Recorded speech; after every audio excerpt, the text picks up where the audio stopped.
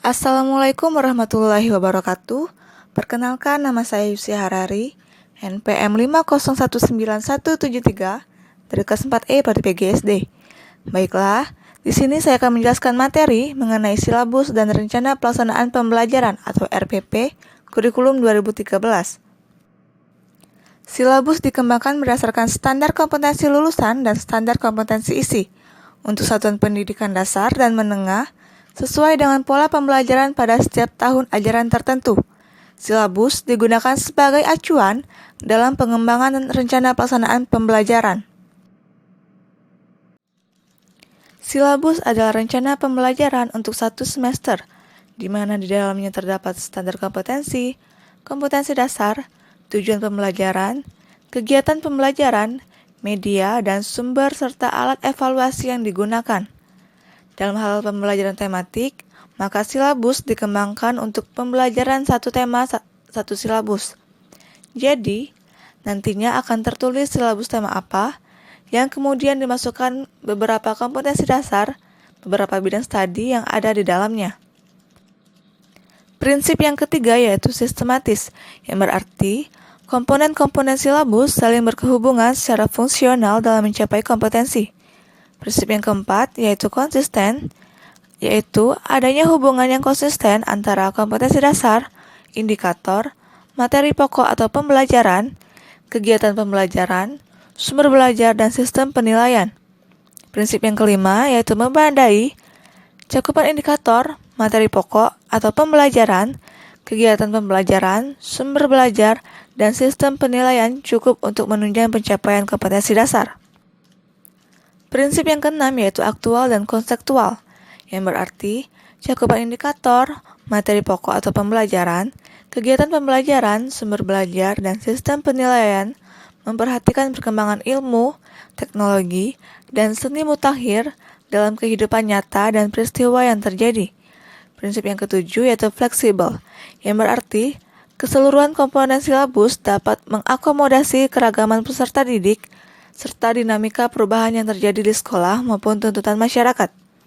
Prinsip yang kedelapan atau yang terakhir yaitu menyeluruh, yang berarti komponen silabus mencakup keseluruhan ranah kompetensi, yaitu kognitif, afektif, dan psikomotor. Pengembangan silabus dapat dilakukan oleh para guru secara mandiri atau berkelompok dalam sebuah sekolah atau beberapa sekolah melalui kelompok musyawarah guru mata pelajaran atau MGMP atau Pusat Kegiatan Guru atau PKG dan Dinas Pendidikan. Silabus memuat beberapa komponen pengembangan silabus, yaitu yang pertama, identitas silabus, yang kedua, standar kompetensi, yang ketiga, kompetensi dasar, yang keempat, materi pokok atau pembelajaran, yang kelima, kegiatan pembelajaran, yang keenam, indikator, yang ketujuh, penilaian, yang kedelapan, alokasi waktu, dan yang kesembilan, sumber belajar. Langkah-langkah pengembangan silabus. Langkah yang pertama, mengisi identitas silabus. Identitas terdiri dari nama sekolah atau madrasah, kelas, mata pelajaran, dan semester. Langkah yang kedua yaitu menulis standar kompetensi. Standar kompetensi adalah kualifikasi kemampuan peserta didik yang menggambarkan penguasaan pengetahuan, sikap, keterampilan, dan nilai yang diharapkan dicapai pada mata pelajaran tertentu. Langkah yang ketiga yaitu mengidentifikasi materi pokok pembelajaran. Langkah yang keempat, mengembangkan kegiatan pembelajaran. Langkah yang kelima yaitu penilaian. Langkah yang keenam, menentukan alokasi waktu. Dan langkah yang ketujuh yaitu menentukan sumber belajar. Rencana pelaksanaan pembelajaran atau RPP adalah pegangan seorang guru dalam mengajar di dalam kelas. RPP dibuat oleh guru untuk membantunya dalam mengajar agar sesuai dengan standar kompetensi dan kompetensi dasar pada hari tersebut. Rencana pelaksanaan pembelajaran atau RPP berisi pengetahuan yang berkenaan dengan perkiraan atau proyeksi tentang apa yang akan dilakukan pada saat kegiatan belajar mengajar berlangsung. Kemungkinan pelaksanaan pembelajaran sesuai dengan rencana pelaksanaan pembelajaran yang telah direncanakan ataupun tidak, karena proses pembelajaran bersifat situasional. Apabila perencanaan disusun secara matang, maka proses dan hasil pembelajaran tidak akan jauh dari perkiraan. Menurut Permendikbud nomor 65 tahun 2013 tentang standar proses, rencana pelaksanaan pembelajaran atau RPP adalah rencana kegiatan pembelajaran tatap muka untuk satu pertemuan atau lebih. RPP dikembangkan dari silabus untuk mengarahkan kegiatan pembelajaran peserta didik dalam upaya mencapai kompetensi dasar. Setiap pendidik pada suatu pendidikan berkewajiban menyusun RPP secara lengkap dan sistematis agar pembelajaran berlangsung secara interaktif, inspiratif, menyenangkan, menantang, efisien, dan memotivasi siswa untuk berpartisipasi aktif, serta memberikan ruang yang cukup bagi prakarsa, kreativitas, dan kemandirian sesuai dengan bakat, minat, dan perkembangan fisik serta psikologi siswa. RPP disusun berdasarkan KD atau subtema dan dilaksanakan dalam 1 kali pertemuan atau lebih. Terdapat 9 prinsip RPP. Yang pertama, RPP merupakan terjemahan dari ide kurikulum yang berdasarkan silabus yang telah dikembangkan pada tingkat nasional ke dalam bentuk rancangan proses pembelajaran untuk direalisasikan dalam pembelajaran. Yang kedua, RPP dikembangkan sesuai dengan yang dinyatakan dalam silabus dengan kondisi pada satuan pendidikan, baik kemampuan awal peserta didik, minat, motivasi belajar, bakat, potensi, kemampuan emosi maupun gaya belajar. Yang ketiga, RPP mendorong partisipasi aktif peserta didik. Prinsip yang keempat, RPP sesuai dengan tujuan kurikulum 2013 untuk menghasilkan peserta didik yang mandiri dan tak berhenti belajar. Yang kelima, RPP mengembangkan budaya membaca dan menulis.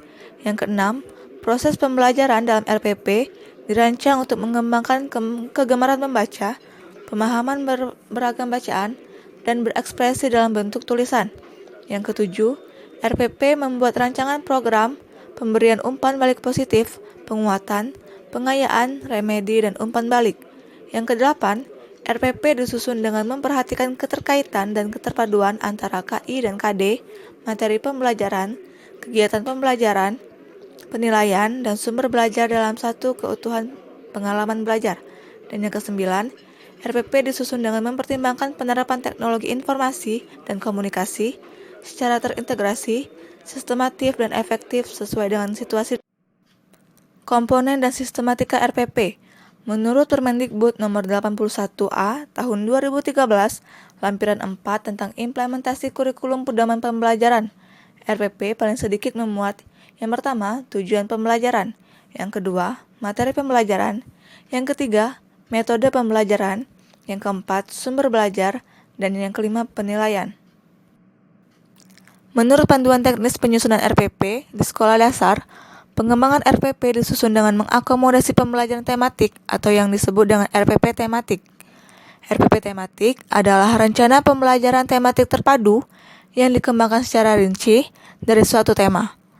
Terdapat 7 langkah pengembangan RPP tematik, yaitu yang pertama, mengkaji silabus tematik, yang kedua, mengidentifikasi materi pembelajaran, yang ketiga, menentukan tujuan, yang keempat, mengembangkan kegiatan pembelajaran, yang kelima, penjabaran jenis penilaian, yang keenam, menentukan alokasi waktu, dan yang ketujuh, menentukan sumber belajar. Jadi, dapat disimpulkan bahwa silabus dikembangkan berdasarkan standar kompetensi lulusan dan standar kompetensi isi untuk satuan pendidikan dasar dan menengah sesuai dengan pola pembelajaran pada setiap tahun ajaran tertentu. Silabus digunakan sebagai acuan dalam pengembangan rencana pelaksanaan pembelajaran. Silabus kurikulum 2013 adalah rencana pembelajaran pada suatu mata pelajaran atau tema tertentu. Dalam merencanakan silabus pembelajaran, seseorang harus mengetahui prinsip-prinsipnya, serta komponen dan langkah-langkah penyusunan silabus sehingga nantinya kita sebagai guru bisa mempermudah kita dalam pembuatan silabus.